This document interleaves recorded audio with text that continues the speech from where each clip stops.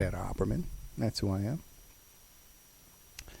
Thank you so much for joining our show again this evening. If I haven't been back and done a solo show like this in a long time, a lot of practice. A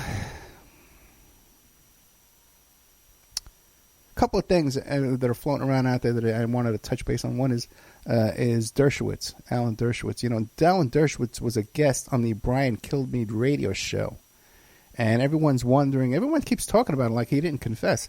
But everyone's talking about this stuff about the ABC News story about Epstein that was killed. And they say, well, why was it killed? And then why did the thing was leaked by that Project Veritas guy? And then they fired the guy who leaked it. And everyone's trying to figure out, well, how come, what's behind ABC News here? Well, guys, Alan Dershowitz admitted, he confessed, that he's the one that killed that piece. I heard him say it myself on the Brian Kilmeade show, radio show. So that you can, you got to get that out there. I can't say everything. I can't do everything for you. Okay. I can't make all these memes for you guys. Anyway. So we're watching these impeachment hearings, right? And they got this guy, Jim Jordan, Representative Jim Jordan. And he's the guy that always wears the shirt sleeves, and talks, real fast, And he did the Benghazi hearings, and then he's got on these impeachment hearings and stuff like that. This guy's a real rising star there, in the Republican Party. And I'm watching him talk to this guy, Gordon Sondland, and he's talking about how, Mr. Trump doesn't like foreign aid, and he doesn't like corruption. He doesn't like giving out foreign aid. So, he said, hey, let's look into these guys. Let's investigate this and see if these guys are on the up and up. So waited 55 days, and then he checked them out. He says, hey, these guys are okay. Let's send the money. Because he did an investigation into corruption in Ukraine and its deal with the Tomahawk Javelin missiles. Well, okay. All right. Now, I happen to know a little bit about foreign aid and stuff like that because I used to own part of a business. I helped finance it. It was an X-ray business, X-ray equipment sales and repair, leasing. And one of the things that the big company did was their old obsolete equipment. When there was like a hurricane, let's say in Haiti or something like that, they would say, well, we want to donate our old obsolete equipment to Haiti, but we need to get paid for it. So they'd get the foreign aid, we get paid to them, and they'd get rid of their old obsolete equipment. So I know how this works. And I know how corruption works, right? Now, if you got a deal here, right, where we're giving $400 million to Ukraine to buy these missiles, these Javelin missiles from Lockheed Martin, and you want to make sure that money doesn't get stolen. Now, you don't want to give a check to the president of Ukraine and he puts it into his checking account. And he starts writing some checks to pay his gas bill and his rent and stuff like that. And then he goes shopping for missiles. No, you can prevent that. You can prevent that easy with a purchase order, right?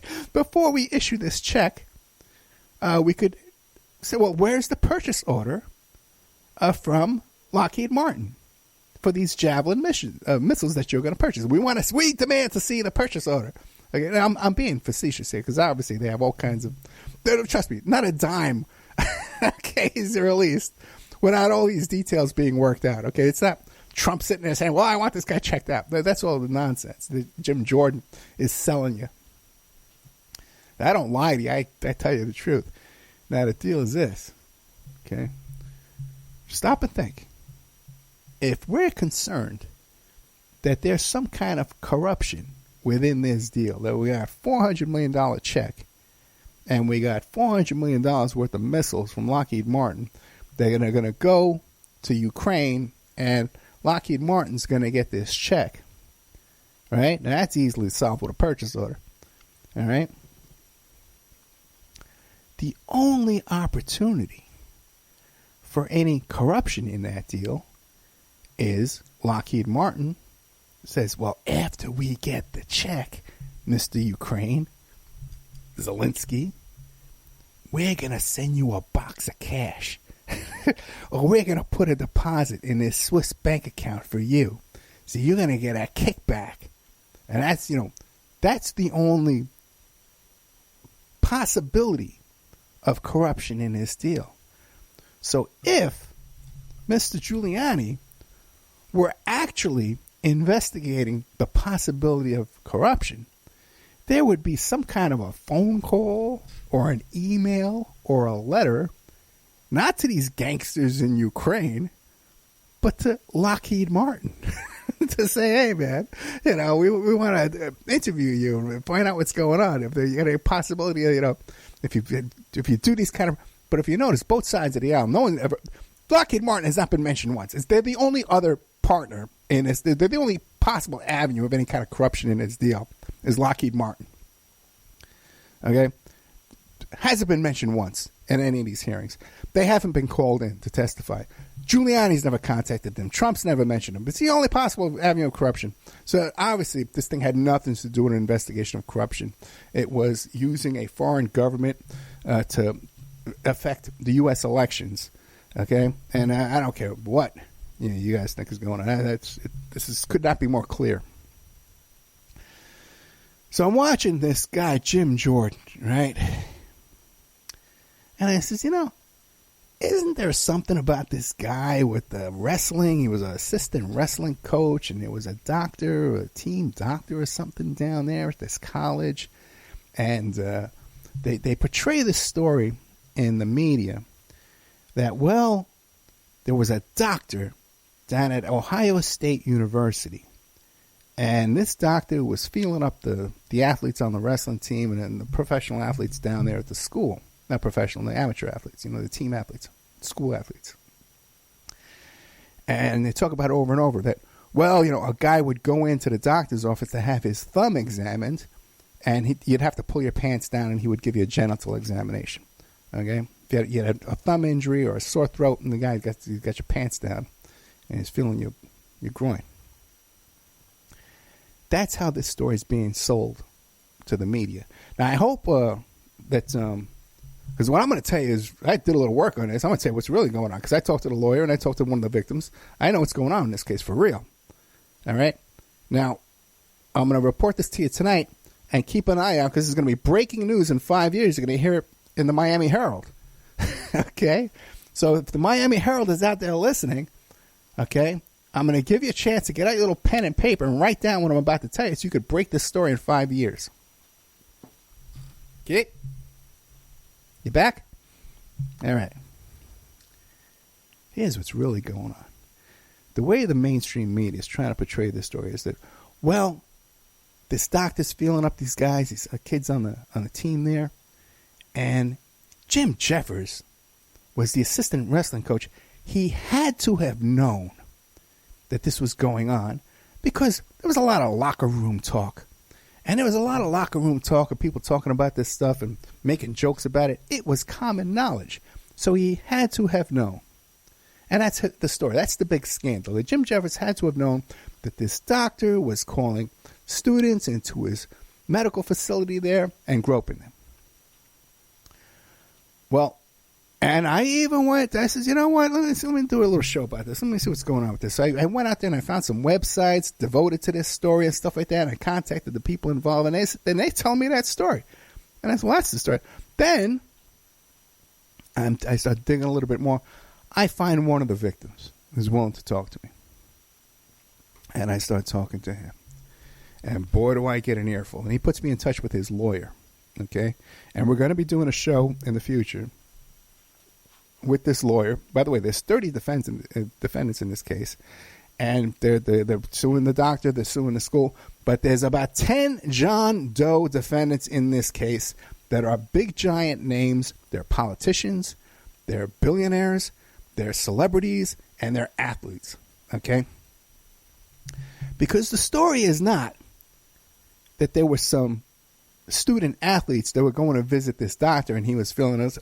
What was really going on at this college, okay, was that the administration of the college had allowed adult faculty, teachers, staff, anybody that worked at this college, or even their friends and stuff like that, were allowed to use the locker rooms and the showers.